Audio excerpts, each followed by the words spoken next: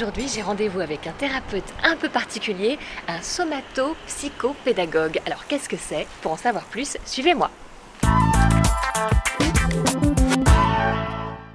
Alors moi, je suis très curieuse de discuter avec Vincent pour découvrir cette discipline, la somato-psychopédagogie, Kesako. Oui, c'est un terme un peu compliqué, hein. Alors, somato, ça désigne tout simplement le travail du corps. Psycho, ça a un lien avec la psyché. Et pédagogie, parce que tout notre accompagnement, c'est véritablement un travail d'accompagnement à la perception de cette vie interne qui anime le corps et qui anime les fascias. Donc, c'est ces bandelettes de tissu conjonctif qui se situent un peu partout dans le corps. D'accord, ça veut dire que les organes sont reliés entre eux, tous communiquent? C'est ça. En fait, il y a dans le corps une sorte de gigantesque toile d'araignée qui fait que du sommet du crâne jusqu'au gros orteil, au petit orteil, tout est en lien. Voilà. C'est un peu le principe de l'acupuncture, non? Alors l'acupuncture va travailler plus sur des méridiens, de ce que j'en sais. Je ne suis pas acupuncteur, donc voilà. Mais donc on n'est pas tout à fait sur les mêmes canaux de travail, on va dire, sur les mêmes voies de travail. Alors qu'est-ce qu'on fait pendant une séance, par exemple? Alors ça va dépendre de votre projet, ça va dépendre de ce qui vous amène. Voilà, il y a des gens qui viennent pour des douleurs physiques, voilà, donc là on va essentiellement s'orienter vers le soulagement de la douleur physique. Il y a des gens qui viennent parce qu'ils ont des problématiques plus de vie, voilà, ou des souhaits de développement personnel, des gens qui ont besoin de se rapprocher de leur corps. Donc en fait on va avant toute chose bien essayer de cerner la demande de la personne et puis après bien bâtir un projet. Ce qui fait qu'on a des gens qu'on voit peu, des gens qu'on voit beaucoup, des gens qu'on voit à distance, des gens qu'on voit de façon très rapprochée. Mais c'est très variable. Par exemple, dans mon expérience, j'ai pu avoir des gens qui avaient des douleurs, voilà, des douleurs cervicales par exemple, et puis là, on se voit une fois, deux fois, trois fois, des fois, en une fois, ça passe.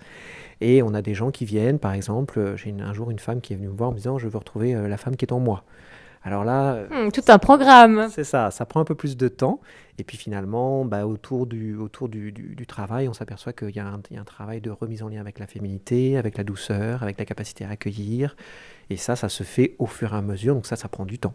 Voilà, ça prend plus de temps. Et le psychique et le corps sont reliés, c'est-à-dire qu'ils agissent l'un sur l'autre. C'est ça. En fait, notre pari, ce par quoi on passe, c'est que pour les questions d'ordre psychologique, on n'est pas psychologue, hein, mais on va plutôt travailler sur l'ici et maintenant. C'est ici et maintenant, quelles sont les capacités que vous avez besoin de déployer pour surmonter ce que vous avez à surmonter, ou pour traverser ce que vous avez à traverser. Donc on va travailler dans le champ du corps, mais le corps avec une adresse particulière qui sont les fascias, qui sont vraiment le lien vivant entre le corps et la psyché. Donc on va venir en même temps soulager un certain nombre de difficultés, mais on va aussi développer les capacités de la personne. Alors comment? Par le toucher? Par la manipulation? Alors, je préfère le mot toucher, parce que manipulation, ça signifierait qu'on vient brutaliser le corps à l'endroit où il a déjà été brutalisé. Donc il n'y a pas de manipulation au sens propre du terme, c'est plutôt une invitation qu'on va faire au corps à travers un toucher fin de ces différents niveaux de fascia, puisqu'il y a différents niveaux, hein, ça va de la profondeur à la superficialité. Donc on va aller solliciter la force d'autorégulation du corps qui va elle-même venir libérer les immobilités, les tensions, les crispations. Donc on va apaiser le stress tout en douceur en fait. Exactement, c'est tout à fait ça. En fait, on a une grosse action sur le stress. C'est-à-dire qu'en fait, le corps, lui, le stress est un terme un peu galvaudé parce qu'en fait, tout le monde en parle. Mais le stress, c'est avant tout... Et pourtant, il est là tout le temps, ce stress. Il est là tout le temps, exactement. Et puis, il y a du stress positif, hein. Le stress, c'est pas que négatif. Le stress, c'est aussi ce qui permet de se mobiliser pour passer à l'action.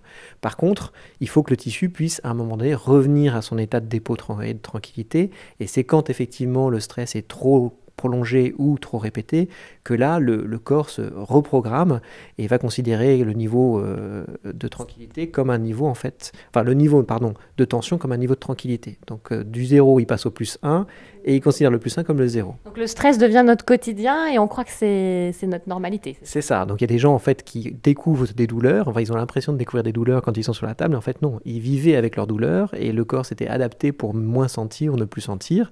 Et donc nous, on va refaire revenir le corps et notamment ces tissus-là dans la profondeur à un état de calme. Alors moi, je vais passer entre vos mains sous peu et je suis assez curieuse et un petit peu intimidée. Du coup, comment ça se passe une séance? Alors, donc, comme je disais, il y a d'abord un travail pour se mettre d'accord sur le projet de la séance. ou un projet plus global. Ensuite, on va adapter du coup, le somatopsychopédagogue va trouver l'outil qui lui paraît le plus adapté pour travailler sur la question qui se pose. Donc ça peut être soit un travail en introspection sensorielle, une forme de méditation qu'on a développée, soit un travail manuel, qui va peut-être être notre cas tout à l'heure, et puis il y a un travail aussi de gymnastique sensorielle, c'est-à-dire toute la part active de notre méthode, c'est apprendre à ne pas quitter son intériorité, à ne pas quitter son élan profond quand on passe dans l'action, parce que c'est assez simple entre guillemets, de se mettre en lien avec soi et avec sa profondeur quand on est dans un cadre de cabinet. Après, quand on sort et quand il va falloir relationner, il y a quelque chose, enfin souvent, on se perd un peu. C'est-à-dire qu'on va s'adapter ou se suradapter. Ou alors... Donc là, l'idée, c'est vraiment de développer toute la richesse de rester en lien avec soi, dans son geste, dans son quotidien, que ce soit dans son couple, dans sa vie au boulot, avec ses amis, avec ses enfants. Voilà. Donc on se sent mieux physiquement et émotionnellement. Exactement. J'ai très hâte de tester.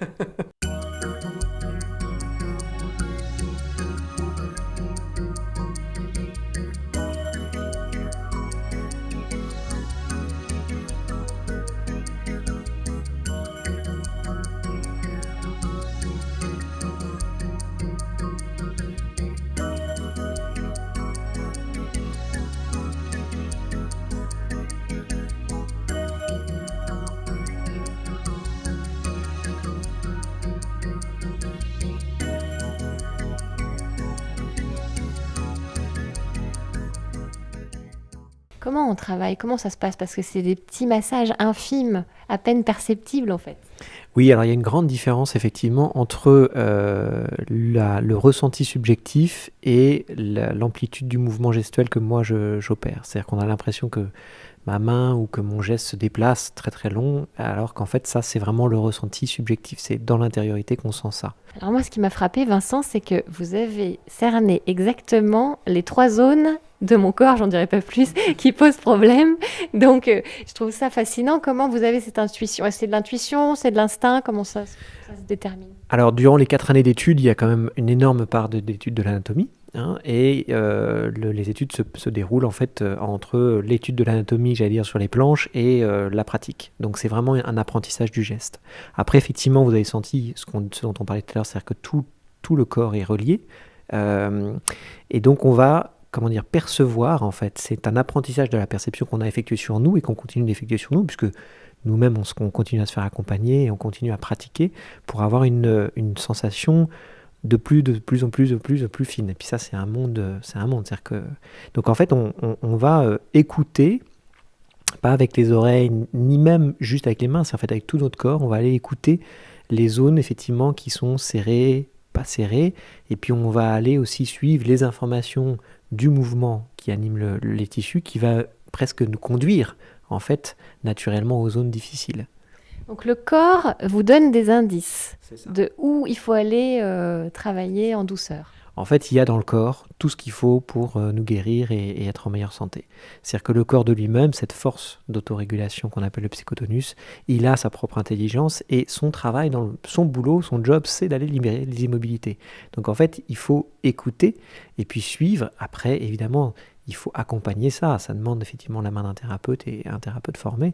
Mais effectivement, c'est vraiment à la base... faire naître et mettre à jour ce que tout un chacun a dans son corps, qui est une vraie source de mieux-être et de santé. Alors moi j'ai une question par rapport à la continuité de cette séance. Parce que là on travaille vraiment dans la subtilité, dans la douceur. Et je vais prendre par exemple le métro, où je vais être secouée comme un prunier, où je vais faire du sport, et donc du coup je vais solliciter mes articulations donc dans des mouvements un peu plus brutaux. Est-ce que ça va casser le travail qu'on a fait ensemble? Non, ça ne va pas le casser. Et puis heureusement qu'on ne crée pas des êtres humains qui sont tout à fait inaptes à la vie en société. Voilà, l'idée n'est pas du tout d'aller vivre dans sa grotte après une séance de somatopsychopédagogie.